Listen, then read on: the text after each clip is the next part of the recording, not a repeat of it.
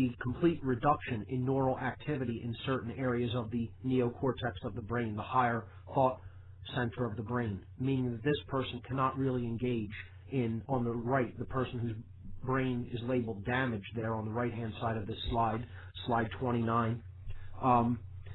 Their neocortex is damaged, and this person in this state can probably not engage in much conceptual or higher order thought functions, sadly.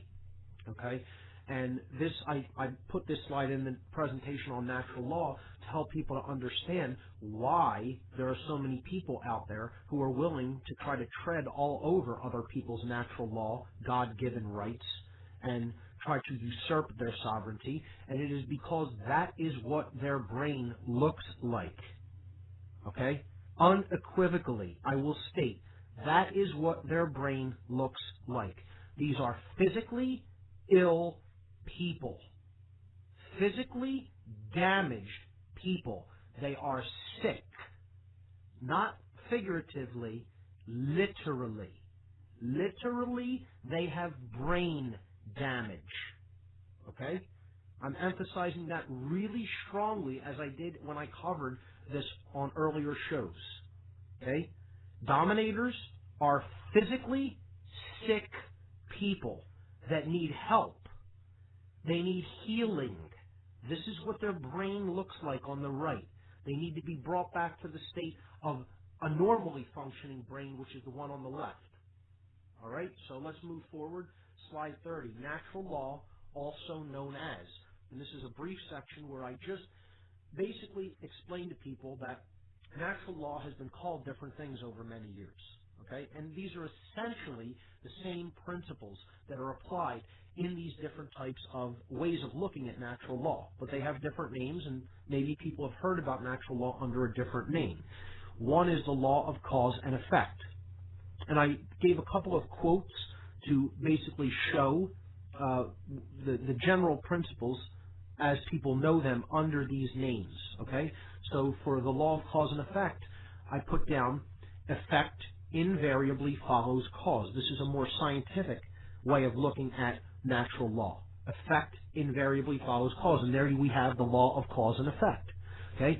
For every action, there exists an equal and opposing reaction. This is one of Newton's laws of motion in the physical sense. Okay?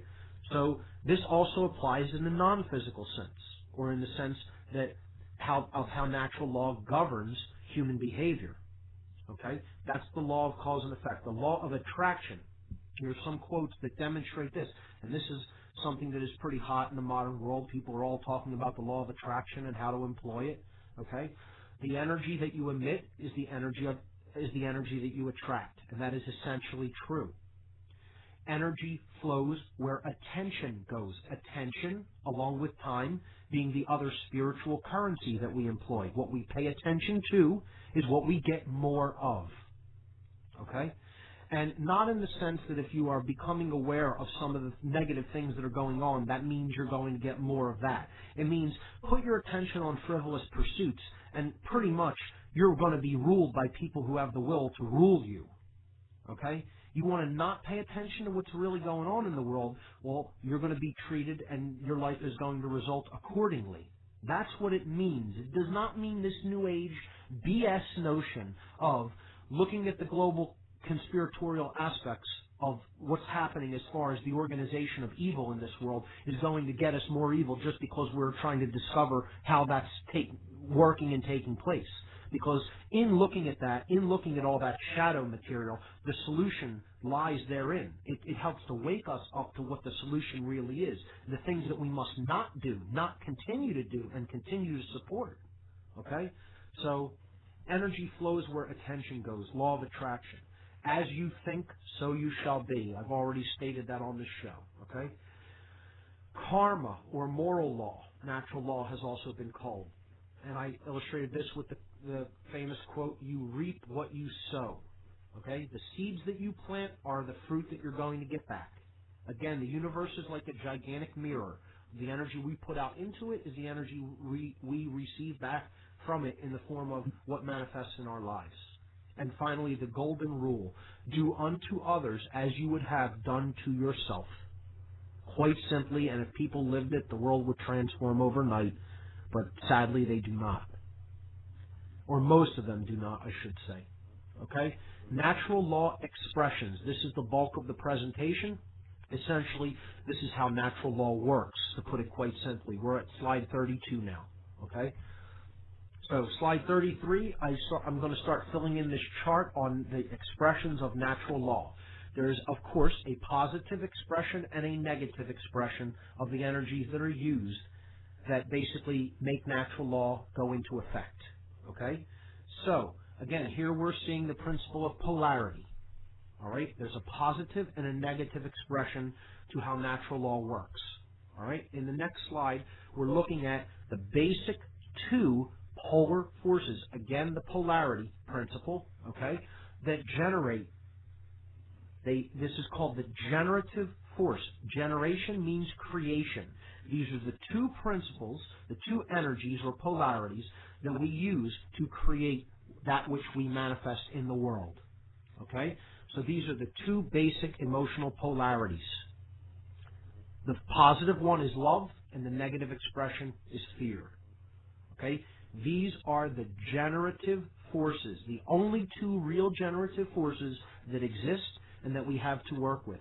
Every decision that we make is ultimately a decision between these two polarities. So, in the next two slides, I show representations of what these forces basically look like, if we were to give them an image. Okay, of course, in reality, they don't have an image, but we're trying to illustrate concepts here. And we do that by, putting some graphics onto some slides that are appropriate to the concept. Okay, so slide 35 shows love, and slide 36 shows fear. In slide 37, I show the initiative expression of natural law. Okay, and again, we're going to show this in both the positive and negative expression. Okay, there's always a polarity that is inherent to these expressions. When you use love, the initiative expression, or in other words, the first phase, the beginning stages, is we seek truth. Okay? We are not in fear, so we want to know. This is the desire to know, seeking truth, and it manifests as knowledge. So knowledge is seeking truth. Okay?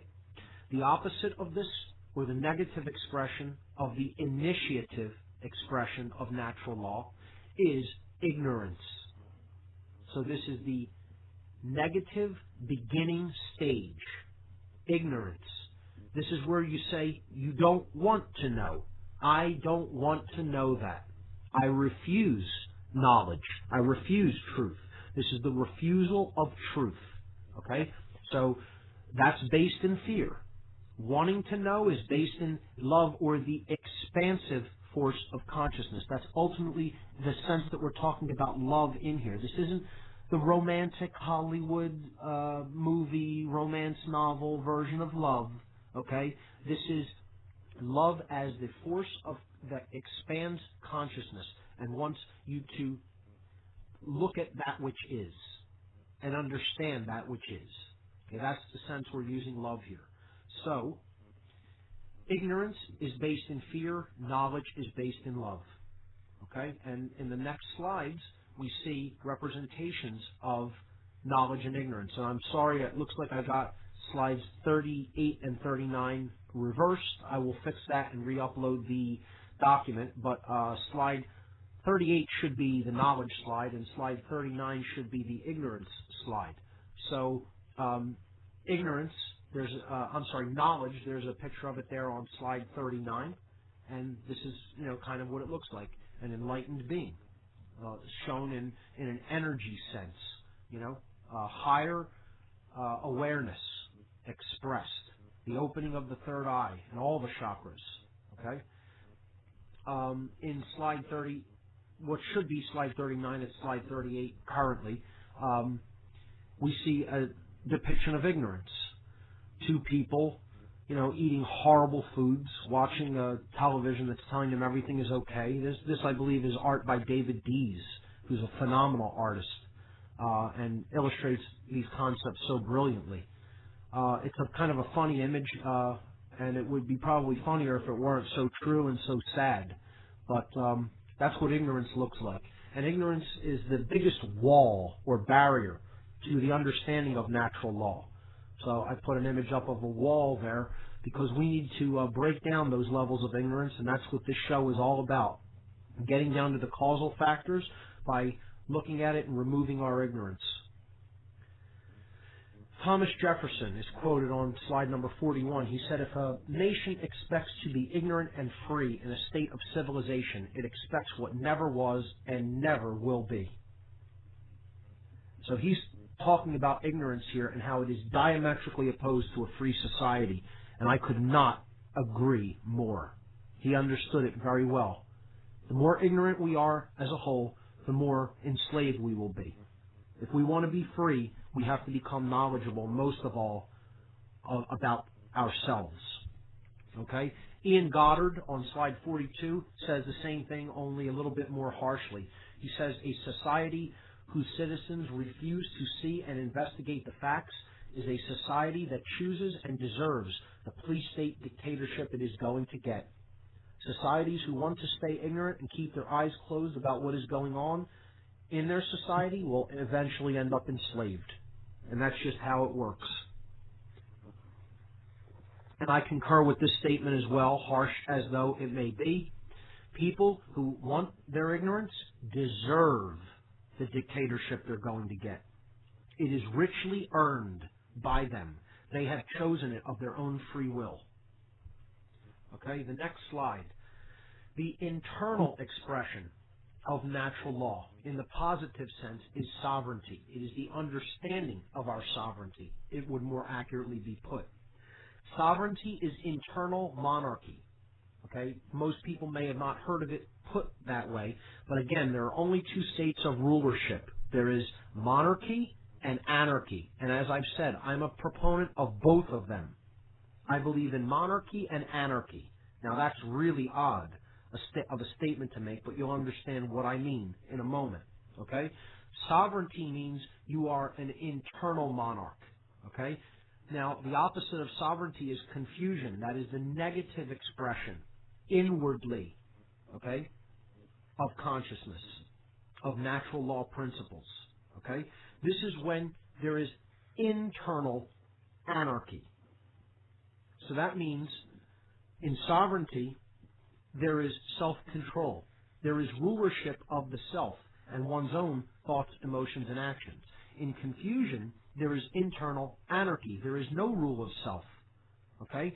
There is complete confusion within taking place. And there's opposition consciousness, duality consciousness. As you think, so you feel, and so you act are not united. Your actions betray your thoughts and emotions. Okay? And we can look at sovereignty in the next slide, slide 44, showing an image of it. In slide 45, I show the word sovereign comes from the Latin language super, which means above, and regnum, which means rule or control. A sovereign is essentially a king or a queen, one who is above rule or control, one who is not subject to any other person or being. Okay? That's a sovereign. Ultimately, what a sovereign really is, in a wider sense, is a ruler of the kingdom of the self. A sovereign rules one kingdom only, the self. Population one. Okay? A sovereign is truly one whose thoughts, emotions, and actions exist in unison or non-duality. Particularly one who has recognized their sovereignty. They come into that state of non-duality. All right? So it's about unison, becoming one, becoming whole, meaning bringing your thoughts, emotions, and actions into alignment, non-contradiction, non-opposition. Sovereignty is self-ownership. It is